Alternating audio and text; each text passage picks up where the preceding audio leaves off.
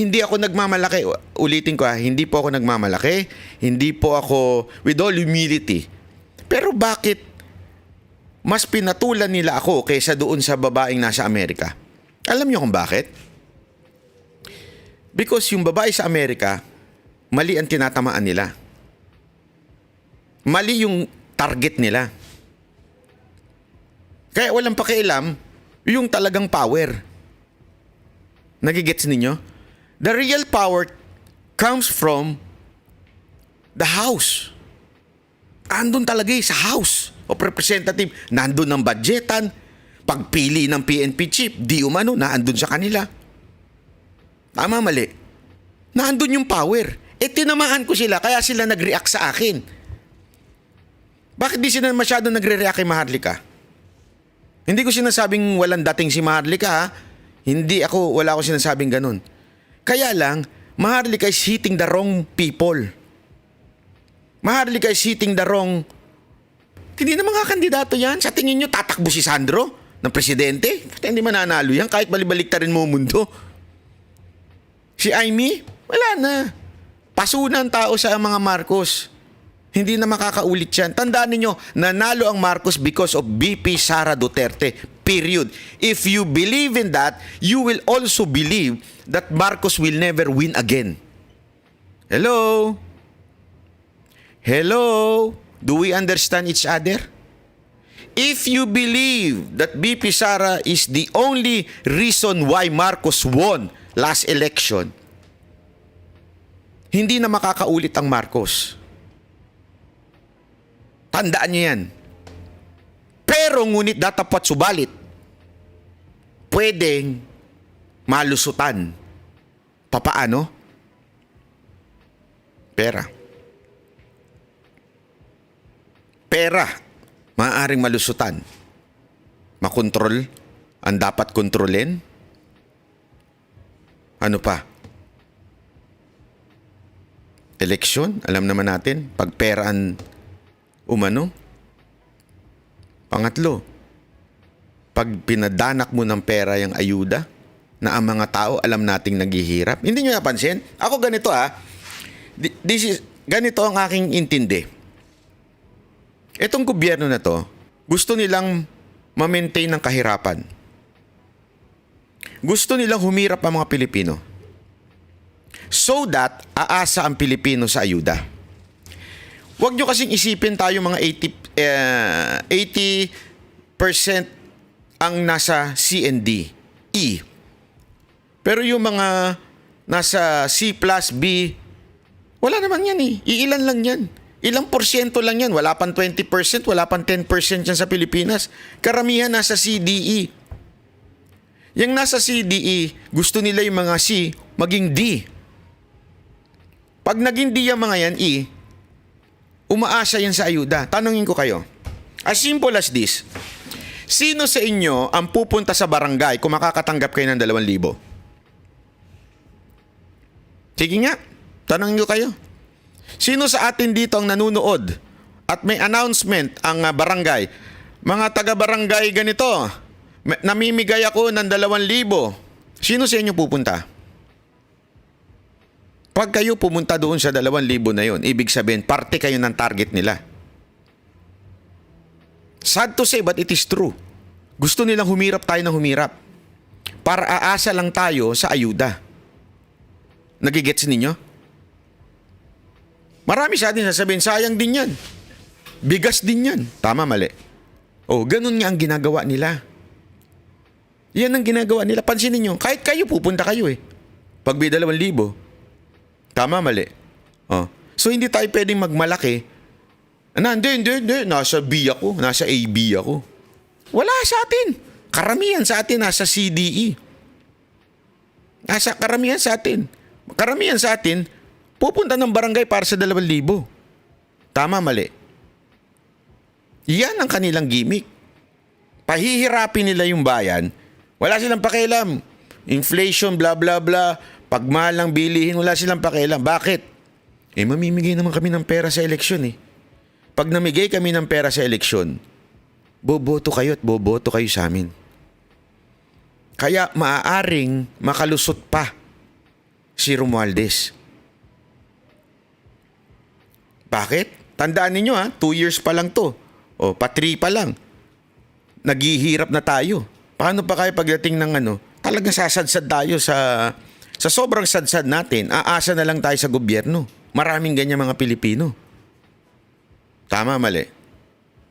At hindi lahat ng Pilipino may utak na, hindi, kukunin ko yan. Pagkuha ko niyan, hindi ko pa rin sila iboboto. Bibihirang Pilipino na ganyan ang iniisip. Marami dyan, kung sino yung magbigay sa akin, yun ang boboto namin. Kung sino yung magbayad sa amin, siya lang yung boboto namin. Anong katunayan? Look at Congress. Look at the House of Representatives. Alam nyo na silang mga korap, yung mga tao dyan. Bakit kayo boto ng boto? Bakit kaya yung mga distrito boto pa rin ng boto hanggang ngayon? Alam naman nila korap yung kanilang mga congressman. Alam nila na mga magnanakaw yung congressman and yet boto sila ng boto. Pera. Money can persuade people. Tandaan nyo yan. Kaya anong punto natin dito? Ito ang tunay na kalaban. Kamara. At alam nyo, ang Banateros, yan ang punto lagi. Kaya nga napagbibintangan kami, ba't di daw namin binabanatan si Marcos? Gago pala kayo eh.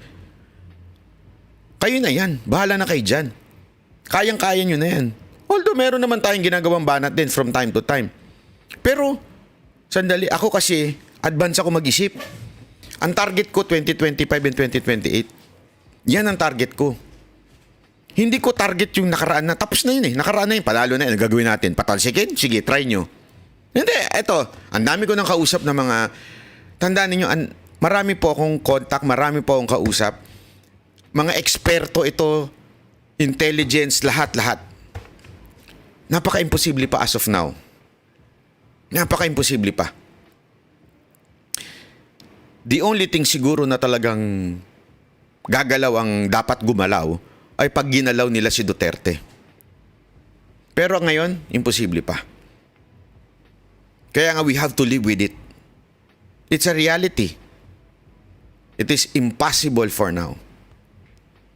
And, second, meron akong pinaniniwala ang Romans 13. Basahin nyo na lang yun. O mga taga kay OJC, sigurado ako alam niyo yan. Pero, eto. Ang gusto ko, yung 2025. 2025, dapat talagang mapalitan ang mga senador. Yan ang focus ko, 2025, 2028. Kasi yung nangyayari, sorry okay lahat ng revelation ni Cathy, yan sa video, lahat siyang pinaniwalaan ko 2022 pa lang, pinaniwalaan na naming mga Banateros yan. No question about it. Kaya nga hindi kami nagpabudol, di katulad ninyo, tatanga-tanga, nagpabudol pa rin. Yang adik-adik na issue na yan, sa totoo lang, medyo diversion pa nga sa tingin ko yan eh. Of the real enemy. Pagdating ko kasi sa tactic, especially chess, mag-isip kayo na mabuti Sa chess, isang style sa chess, may magpipretend na yun talaga ang enemy. Pero may gumagalaw na iba. Sino dito naglalaro ng chess? Diba kunwari lulusob yung bishop, lulusob yung kabayo, lulusob yung ganito. Pero yung real enemy, nagtatago. Papasok na lang yan pag malapit na mag-checkmate. Ganun eh. Ganun ang chess, laro ng chess. Kaya nga feeling ko, masakit man isipin, feeling ko talaga, merong mga inilabas. Merong mga inilabas na kunwari kalaban, pero hindi naman pala kalaban. To divert the issues. Kasi ang issue, tinatarget si Marcos at yung asawa niya. Isipin niyo mabuti Marcos, asawa niya, yun lagi ang target. Pero sandali, sino ba ang kakandidato sa 2025 and 2028? Hindi naman yung mag-asawa eh. Ang magkakandidato 2025, lahat ng bata ni Romualdez. Puposisyon sila sa Senado. Puposisyon sila sa paging presidente. So it's diversion. Yan ang paulit-ulit ko sinasabi. Wala na kayo magawa dyan sa presidente. Presidente na yan eh. Unless magrevolusyon ang AFP, hindi mababagsak yan. Okay tayo dyan. Sige, okay, go. Pero the real enemy now is sitting in the house, not in Malacanang. You have to understand that. Na sana sumaksak sa kukote natin. Yan ang bantayan natin. Bantayan natin na maigi. Bakit? Kung kayo naiinis ngayon, 2024, 25, naiinis kayo. Ang utak nyo dapat, hindi na sila makaulit. Hello? Hello? Gusto nyo pa bang umulit sila? Sige, ituloy nyo yung target ninyo mali. Diba? Halimbawa na lang sa War Games. Alam niyo yung War Games, yung mga toys. Merong lulusob kunwari. Diba? So ikaw naman, putok ka ng putok doon, pak, pak, pak, pak, pak. Hindi mo alam, may umiikot na pala sa likod mo. The real enemy.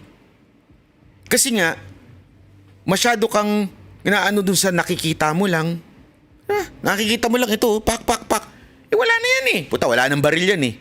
Wala nang baril eh. Wala nang panlaban yan. Tapos na yan. After 6 years, tapos na yan. Pero ito isa umiikot.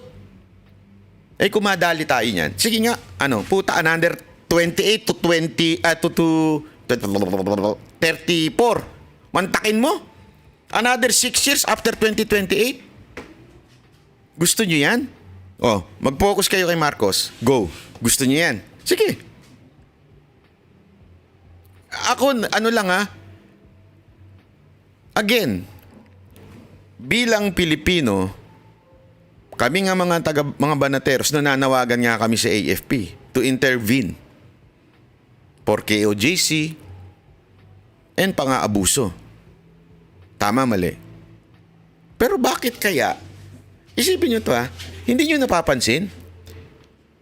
Ang ganda ng revelasyon ni Bato. The revelation of Bato. Yesterday, pinlay natin yan. Yesterday, pinlay natin. Who's making the calls? Romualdez. Wala nga sa meeting yung presidente. Romualdez is the one making the call.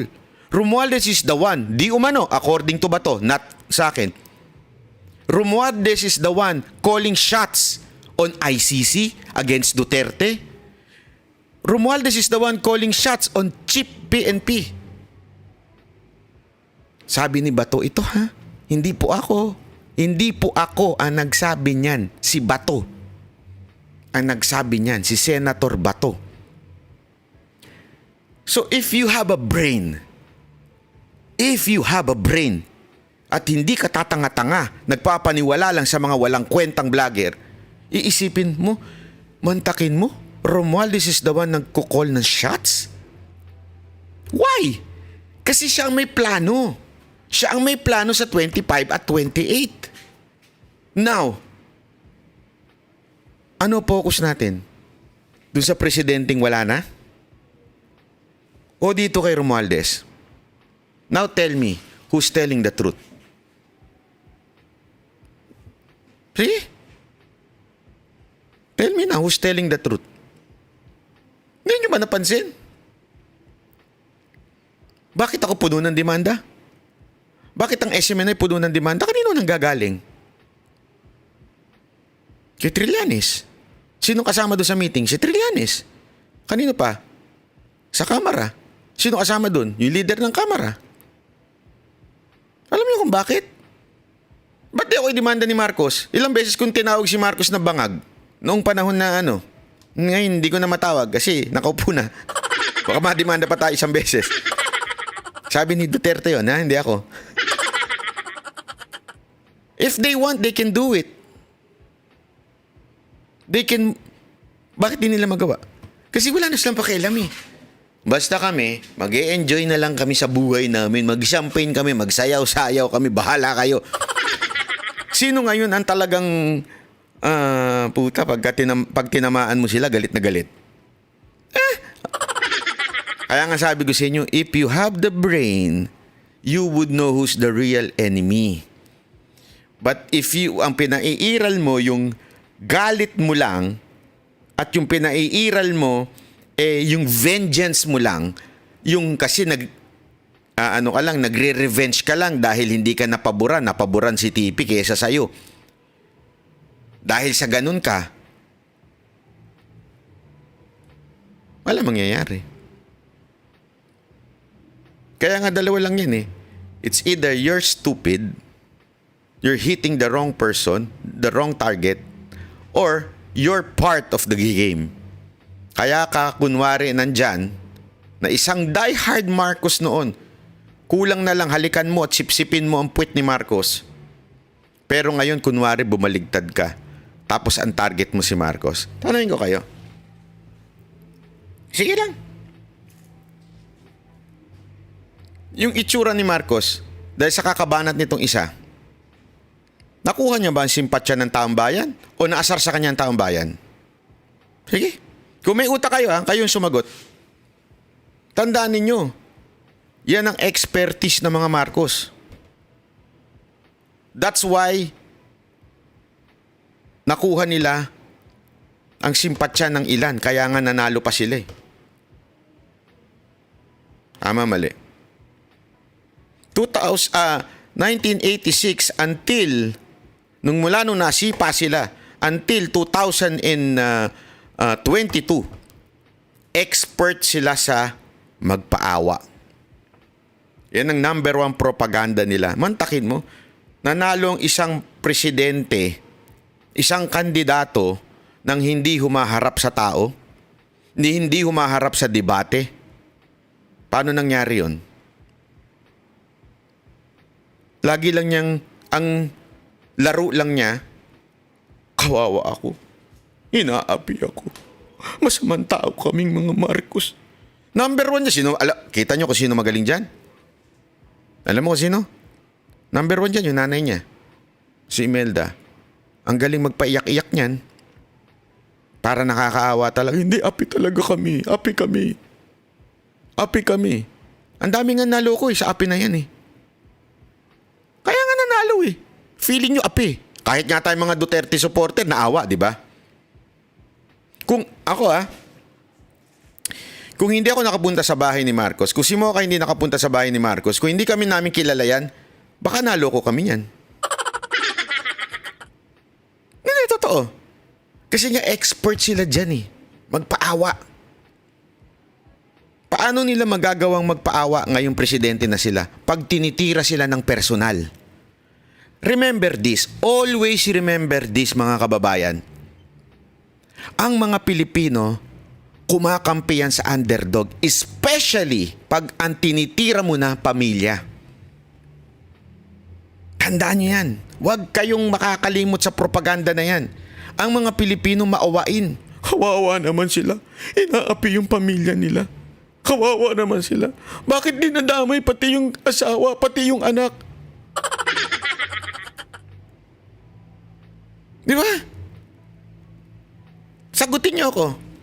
Yung tira sa pamilya nila, sa mga hindi involved sa politika, sa tingin nyo, ay tama nga si Maharlika, tama siya. Hindi. Ang reaksyon nila, kawawa naman ang mga Marcos, ano? Masyadong inaapi nitong bungangera sa Amerika. Kawawa naman. Tayo mga Duterte supporter, kayong mga tanso na naloko at nabudol, naniniwala kay Maharlika, no question about it. We all know what's happening. Pero yung mga nasa labas, ano maiisip nila? Kawawa naman si Marcos, inaapi yung pamilya. Grabe yung bungangera, inaaway si Marcos. Tama, mali. Tama, mali. Sagutin niyo ako. Kayong sumagot sa akin, di ba yan ang reaction nung mga walang pakialam sa politika? Kawawa naman. Dahil doon, nawawala ang focus Saan? Sa korupsyon na ginagawa. Nawawala ang focus dun. Sa ginagawang, sabihin na nating pang-aabuso ng ilang kapulisan sa Davao. Bakit? Kasi ang galing nila magpaaway. Alam mo, eto ha, paano ko ho nalaman ito? Kinuwento ko sa inyo to ilang beses na eh. Nung panahon na umihingi, magkakaibigan pa ko, si Mocha at ang si Bongbong noon at saka yung kanyang si si Lisa Marcos, humingi ng advice si Mocha noon. Kasama ako doon. Naandun ako noon.